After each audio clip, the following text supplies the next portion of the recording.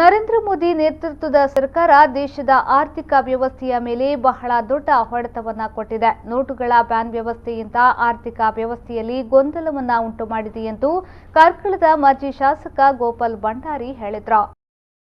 ಅವರು ಕಾರ್ಕಳದ ತಮ್ಮ ಕಚೇರಿಯಲ್ಲಿ ಸುದ್ದಿಗೋಷ್ಠಿ ನಡೆಸಿ ಮಾತನಾಡಿದರು. ನಮ್ಮ ಬ್ಯಾಂಕ್ ಖಾತೆಯಿಂದ ಹಣವನ್ನ ನಮ್ಮ ಒಪ್ಪಿಗೆ ಇಲ್ಲದೆ ಅದನ್ನು ಉಪಯೋಗಿಸಿಕೊಳ್ಳಲು ಬ್ಯಾಂಕ್ ಅಧಿಕಾರಿಗಳಿಗೆ ಅಧಿಕಾರ ಕೊಟ್ಟಂತಹ ಕೆಟ್ಟ ಪದ್ಧತಿ ಹಾಗೂ ಪ್ರಜಾಪ್ರಭುತ್ವದ ಕಗ್ಗೊಲೆ. ಇದು ನಮ್ಮ ಸ್ವಾತಂತ್ರ್ಯಕ್ಕೆ ಧಕ್ಕೆ ಬರತಕ್ಕಂತಹ ಅತ್ಯಂತ ಅಪಾಯಕಾರಿ ಹಾಗೂ ಸರ್ವಾಧಿಕಾರಿ ಧೋರಣೆಯನ್ನ ಖಂಡಿಸುತ್ತೇವೆ ಎಂದು ಹೇಳಿದರು. 1,000 ರೂಪಾಯಿ 200 ರೂಪಾಯಿ ನೋಟ್ ಬ್ಯಾನ್ ಮಾಡತಕ್ಕಂಥ ಒಂದು ವ್ಯವಸ್ಥೆ, ಅದರಿಂದ ಈ ರಾಷ್ಟ್ರದ ಆರ್ಥಿಕ ವ್ಯವಸ್ಥೆಯಲ್ಲಿ ಬಹಳಷ್ಟು ದೊಡ್ಡ ಗೊಂದಲ ನಿರ್ಮಾಣ ಆಗಿತ್ತು. ತದನಂತರದ ದಿವಸಗಳಲ್ಲಿ GST ಅಂತ ಒಂದು ವ್ಯವಸ್ಥೆಯನ್ನು ತಂದು ಅಲ್ಲಿ ಕೂಡ ವ್ಯಾವಹಾರಿಕ ಕ್ಷೇತ್ರ ಭಾಳ ಸಂಕಷ್ಟದಲ್ಲಿರುವಾಗ ಈಗ ಎಲ್ಲರ ಮೂಲಭೂತ ಹಕ್ಕಿಗೆ ಧಕ್ಕೆ ಬರತಕ್ಕಂಥ ನಿಟ್ಟಿನಲ್ಲಿ ಕರ್ತವ್ಯ ನಿರ್ವಹಿಸ್ತಾ ಇದೆ.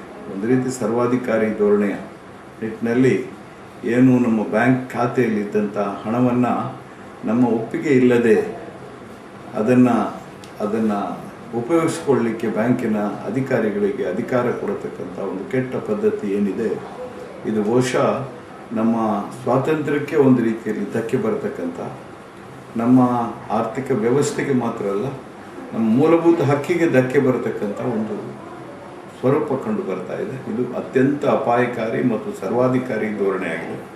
ಈ ಸರ್ವಾಧಿಕಾರಿ ಧೋರಣೆಯನ್ನು ನಾವು ಖಂಡಿತವಾಗಿ ಖಂಡಿಸ್ತೇವೆ.